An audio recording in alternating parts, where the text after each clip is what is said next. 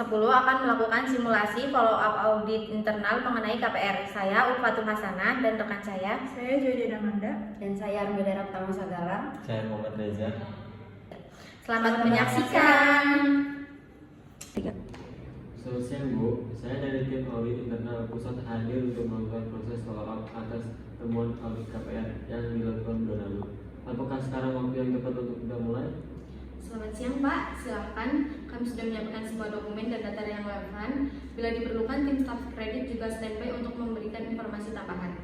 Saya akan mencatat seluruh proses percakapan dan hasil diskusi ini sebagai bagian dari laporan resmi tindak lanjut audit.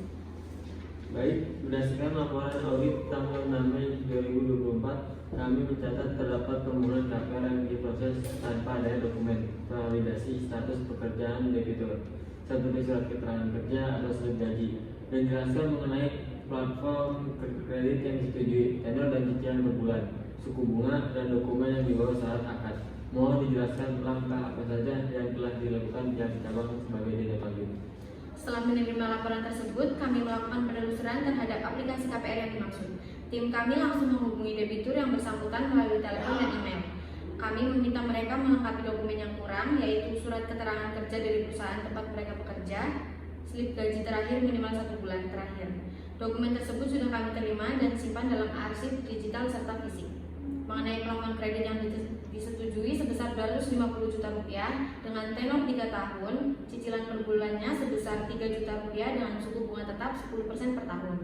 Untuk dokumen yang dibawa saat akad seperti identitas diri atau KTP, NPWP, dan dokumen asli lainnya. Baik, bagaimana cara pihak cabang memastikan keaslian dari dokumen-dokumen tersebut? Kami memiliki prosedur verifikasi berlapis, Pak.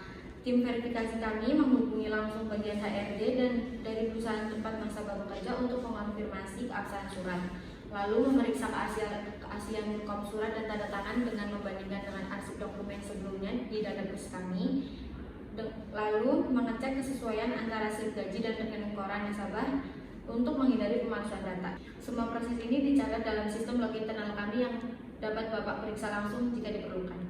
Itu bagus. Apakah SOP internal terkait proses verifikasi dokumen KPR telah diperbarui? Iya Pak, kami telah memperbarui SOP dengan menambahkan beberapa poin penting, diantaranya wajib checklist untuk dokumen pekerjaan. Ini silahkan dicek untuk wajib checklistnya. Penambahan langkah validasi manual sebelum aplikasi disetujui oleh atasan. Selanjutnya ada sistem aplikasi KPR internal kami juga telah dimodifikasi. Sekarang tidak memungkinkan melanjutkan ke proses operasional tanpa dokumen pendukung lengkap juga. Untuk SOP-nya silahkan dicek dari yang terbaru.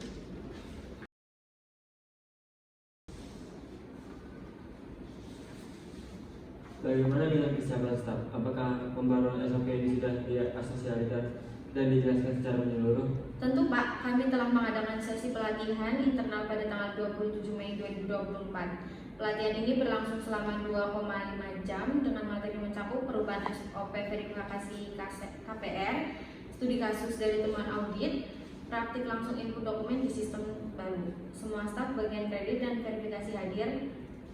Daftar hadir, materi dan rekaman sesi pelatihan tersedia jika Bapak ingin memeriksa. Baik sekali. Untuk melengkapi proses follow-up ini, saya ingin memeriksa langsung ketiga berkas KPR yang menjadi temuan. Apakah bisa kami akses sekarang? Tentu Pak, berkas fisik sudah kami siapkan di ruang arsip. Saya minta staf kami untuk segera membawakannya ke ruangan ini. Sebentar ya Pak. Silakan Pak untuk dicek ini. Baik, saya keluar untuk pengecekan, mohon tunggu sebentar.